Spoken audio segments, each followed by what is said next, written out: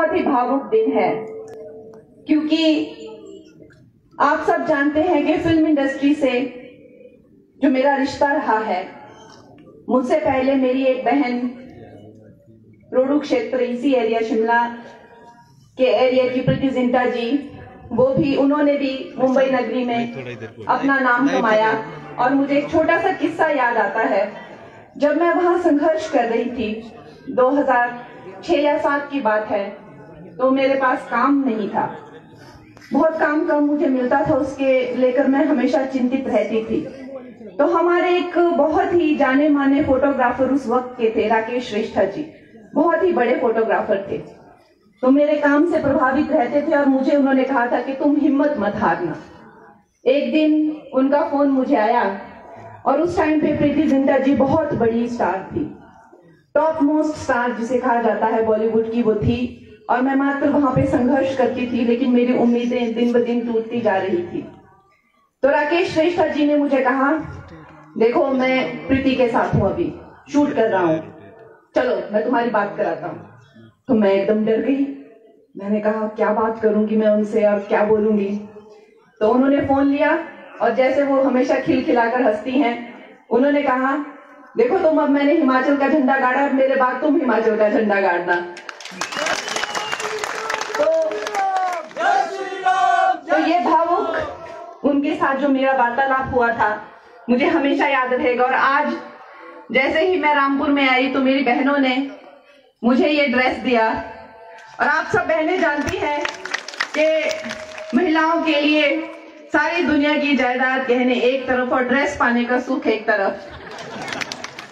तो जैसा उन्होंने मुझे बहुत ही सुंदर ड्रेस दिया, और ये ढाठू, हमेशा मैं आई हूँ शिमला कई बार, तो देख के हमेशा मन तो करता था कि कैसे पहनते होंगे, क्या लगता होगा पहनकर। इस तरह के विचार हमें आते हैं, अक्सर महिलाओं को ज्यादा आते हैं, कैसे मांगे, कैसे पूछें। हमारे माता पिता भी बोलेंगे तुम अभी ऐसे फालतू खर्चे कर रही हो। इस तरह के कई विचार आते थे बचपन में, लेकिन वो मेरी बड़ी इच्छा आज पूरी हुई कि मुझे ये ड्रेस मिला, और मेरे लिए बहुत सुंदर एक यादगार रहेगी। आगे चलकर ये कहानी मैं भी अपने परिवार वालों को बताऊंगी कि ये ड्रेस मुझे उस दिन यहाँ मिला था।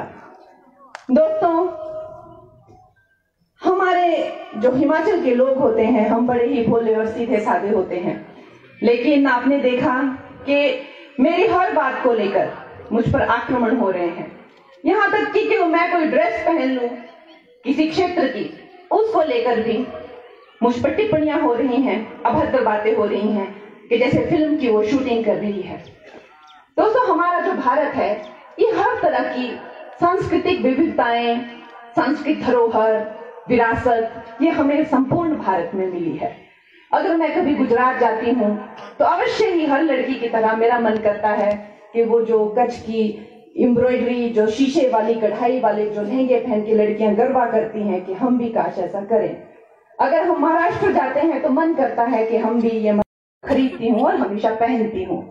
न जाने ऐसी कितनी ही आंध्र प्रदेश की काम की साड़ियां हो या तमिलनाडु की हो, मैंने हमेशा ही भारत की संस्कृति को और उसकी धरोहर को पूरे विश्व में उसका परचम लहराने में, उसको संस्कृति को फैलाने में कभी भी कोई भी कसर नहीं छोड़ी। जब मैं राजनीति में नहीं भी थी, तब भी चाहे कुल्लू की पट्टी हो या पट्टू हो, हर जगह मैंने उसका बहुत प्रचार किया। दोस्तों, ये बात भी मेरी इनके आंखों में खटक रही है, हर बात जैसे मेरी इनकी आंखों में खटकती है। मेरा तो मात्र सांस लेना ही इनकी आंखों में खटक रहा है। क्या कारण हो सकता है जब आपकी बहन, आपकी बेटी कंगना का नाम आया, जब मुझे टिकट मिला तो ये लोगों ने मुझे कहा कि ये लड़की का क्या भाव चल रहा है। हम सब मंडी की महिलाएं हैं, बेटियां हैं, बहनें हैं, हम उसके मंडी क्षेत्र में आती है, मेरी सरकाघाट में जन्म हुआ है, मनाली में मैंने घर बनाया है, और मैं आज यहाँ पे मुझे आप लोगों की बेटी, आप लोगों की प्रत्याशी, आप लोगों की सेविका बनाकर भेजा हुआ है। तो मुझे इस तरह की अभद्र टिप्पणी की कि क्या भाव चल रहा है मंडी की महिलाओं का। दोस्तों, इस तरह की बातें सुनकर किसका दिल नहीं दहल जाएगा। और अब उसके बाद मुझे कहा गया कि तू अपवित्र है, फिल्म इंडस्ट्री में काम करके आई है, जा तू पहले पवित्र होके आ। किसी कलाकार के बारे में इतनी नीच सोच रखना, किसी बहन के बारे में जिसने संघर्ष करके ना कि सिर्फ अपने परिवार के लिए रोजी रोटी कमाई, भाई बहनों को पढ़ाया। मेरी बहन पे एक्सीडेंट में एसिड अटैक हुआ था, उनका इलाज करवाया, ना कि सिर्फ इतना ही किया जबकि पूरे प्रदेश को जो है, पूरे देश में सम्मान दिलाया। इस तरह की बातें मेरे बारे में करते हैं कि तू पवित्र होकर आ। तो जाहिर है हमें पता चलता है कि महिलाओं की क्या दशा है इस वक्त।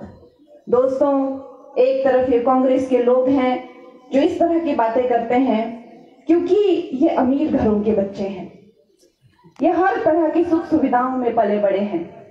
इन लोगों ने, जैसे प्रधानमंत्री मोदी जी ने गरीबी देखी है, एक गरीब माँ के बेटे होकर जब उन्होंने अपनी माता को संघर्ष करते हुए देखा, बर्तन धोकर, झाड़ू पोछा देकर, इतने सारे बच्चों का पालन पोषण करते हुए, गरीबी से जूझते हुए, संघर्ष करते हुए देखा, तो उनके मन में ये भाव आया कि महिलाएं तो कितनी शक्तिशाली होती हैं। उन्होंने जब अपनी शक्ति स्वरूपा माता को देखा तो उन्हें लगा कि एक महिला अकेले इतने बड़े परिवार को, इतने सारे पुत्रों को, पुत्रियों को बड़ा कर सकती है, तो एक महिला में कितनी शक्ति होती है। और यही कारण है कि उन्होंने महिलाओं को विधानसभा, लोकसभा में 33% आरक्षण दिया। उन्होंने कहा कि मुझे महिलाओं का सशक्तिकरण करने वाला